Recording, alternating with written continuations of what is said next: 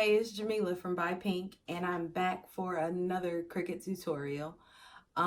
This has been probably one of the most requested tutorials that I get. It is sublimation over glitter, and I am using my Cricut and Print Then Cut to do it. You can see it right here. I am wearing the shirt, but it's kind of hard to see because it cuts me off a little bit. But right over there is what we're making. I will have the design file for sale in my shop. It is going to be linked below in the description box. I will also link the blog post, printable instructions. I'm going to link everything that I use, from my ink to the paper to the vinyl that I use on these shirts. This is a cotton shirt. And again, I am going to show you guys how to use Print Then Cut to do sublimation over glitter. Before I get started though, if you're not already a subscriber, make sure you hit the subscribe button down below and turn on the bell notifications, because I have quite a few tutorials planned for you guys. So let's get started. The very first thing you're going to do is bring your image into Design Space. You don't have to do a whole lot as far as editing out any background or anything, as long as you save it as a PNG image. My image is already a PNG image, and if you purchase the image, it will not be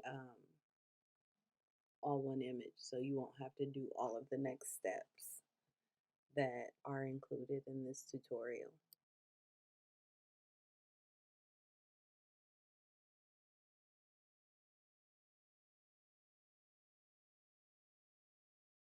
So now that you have your design into Design Space, if you did make this file for yourself, you are going to need to separate the words from the image, because most likely you want to cut the words out of vinyl.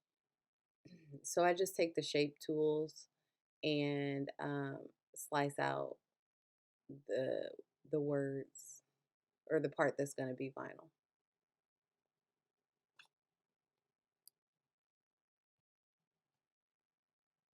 I get rid of everything in the image that says Print Then Cut besides the actual image that I want to print then cut. And as you can see in the layers panel, you have that little yield sign or whatever it is. And that is telling you that your image is too big. So you want to take and resize your image to 9 1/4 by 6 3/4. The longest you can do is 9 1/4, and then 6 1/4. So it doesn't necessarily have to be the 9 1/4. So the next thing I do is I duplicate those two. I duplicate my Print Then Cut, my image, because I need to print that also, or cut that also in vinyl. Once you've duplicated the image, you're going to change the fill line from print to no fill. And although it's not necessary, I tend to change the color because I thought that they would both cut on the same mat.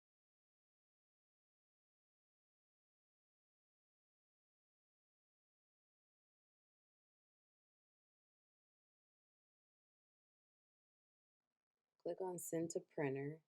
Use your printer dialog, or toggle the printer dialog box, and you want to print on Best Print.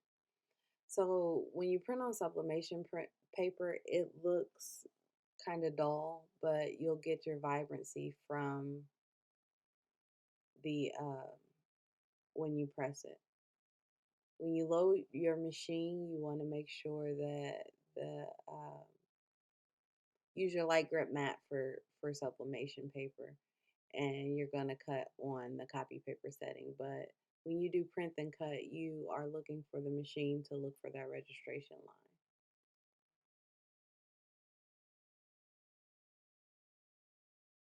portion that you are going to sublimate needs to be done on white glitter. It does not work on regular white vinyl. You might get some imagery or some color, but it's going to wash out eventually. This method needs to be done on white glitter. You have all your vinyl pressed on, you're going to roll your image off your mat, and that just keeps the paper from curling up on the edges. I forgot to mention you want to make sure you mirror the image because you're mirroring the vinyl. And anytime you use sublimation, you're going to mirror. So at this point, just tape everything down so that it all your edges are lined up and is secure.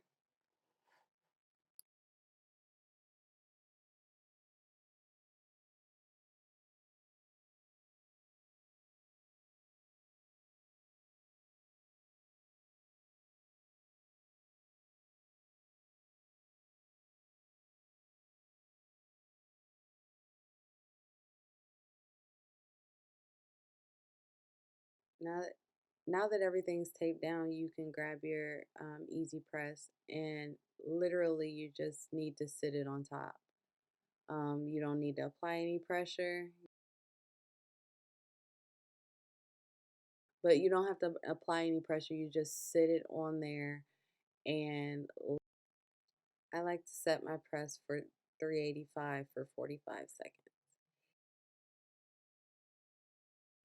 And as you can see, the final result is nice and glittery. I hope this tutorial helped you guys.